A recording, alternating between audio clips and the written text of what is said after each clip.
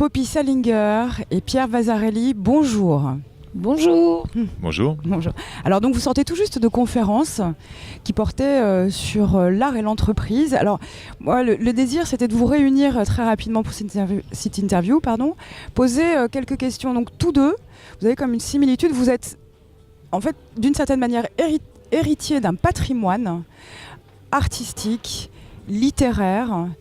Et ma question c'est de savoir ce que vous en faites aujourd'hui. Merci Poppy. Pierre.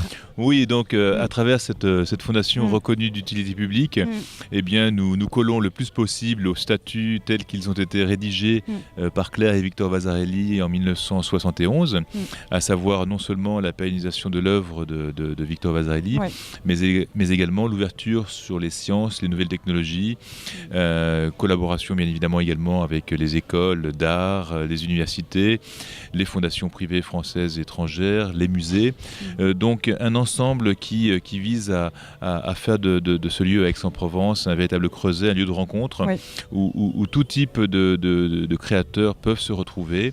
Nous faisons un gros travail également sur la médiation culturelle autour de l'éducation des jeunes publics. Donc toutes les actions que nous menons, qu'elles soient donc axées sur la peinture, sur la sculpture, sur la danse, sur la musique, sur les collaborations justement avec les entreprises, eh bien tournent autour de cette idée, encore une fois, de rencontres, pas seulement professionnelles, mais de gens qui ont en commun une passion pour l'art, une passion pour la culture. Donc voilà, je dirais que je poursuis les idées généreuses de Claire et Victor Vasarely. Bon, je souhaite associer ma grand-mère, puisqu'on en parle rarement, mais c'est vrai que c'est une histoire de famille.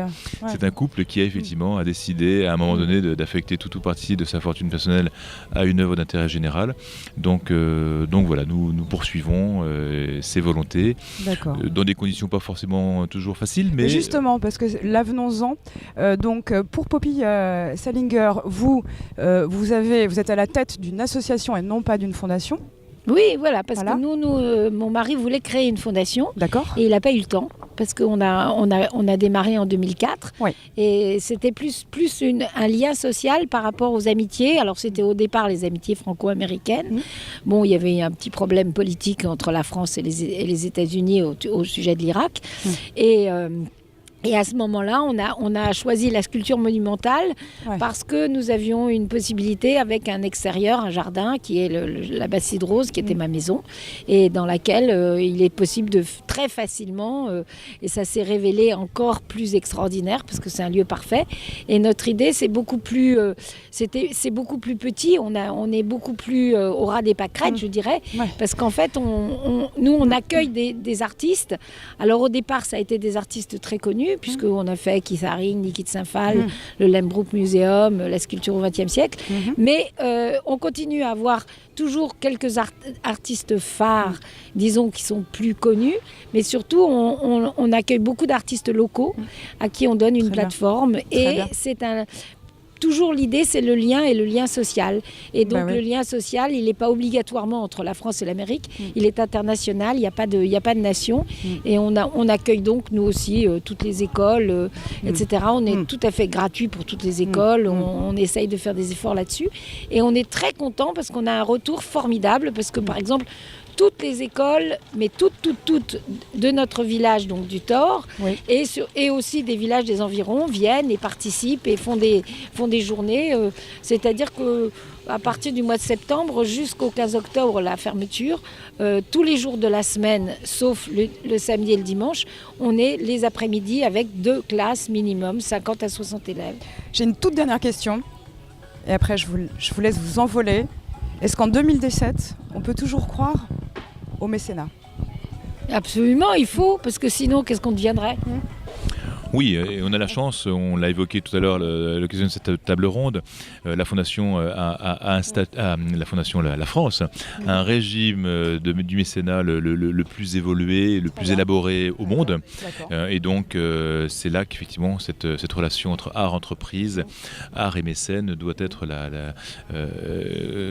supportée de la meilleure des façons. Et c'est la possibilité pour ces entreprises ou pour ces gens fortunés d'aider justement des entreprises d'intérêt général à développer leurs travaux en matière d'art contemporain et d'art moderne. Très bien. Moi, je trouve que c'est formidable parce que c'est très important et que petit à petit aussi, il y a ce petit plus qui fait que pas mal de gens qui ont acquis un certain nombre d'avantages, ils ont fait des grosses fortunes, etc. Ils sont intéressés par l'art puisque ça représente aussi un élément de social. Et là, c'est important parce qu'il y a de plus en plus de gens à l'image du monde anglo-saxon qui commencent à aider et à s'intéresser. Et ça, c'est un peu nouveau en France, où il n'y avait pas beaucoup ce côté... en France, le Français aime pas la publicité, il n'aime pas se montrer, il n'aime pas qu'on sache qu'il a de l'argent, etc. Et ça, c'est en train de changer complètement. Et ça, j'espère, pour le mieux pour l'art. Parce que l'art a besoin de l'argent de gens qui savent gagner de leur argent et qui savent en faire profiter les autres. Très bien. Écoutez, je vous remercie beaucoup. Merci. Je vous souhaite bonne continuation.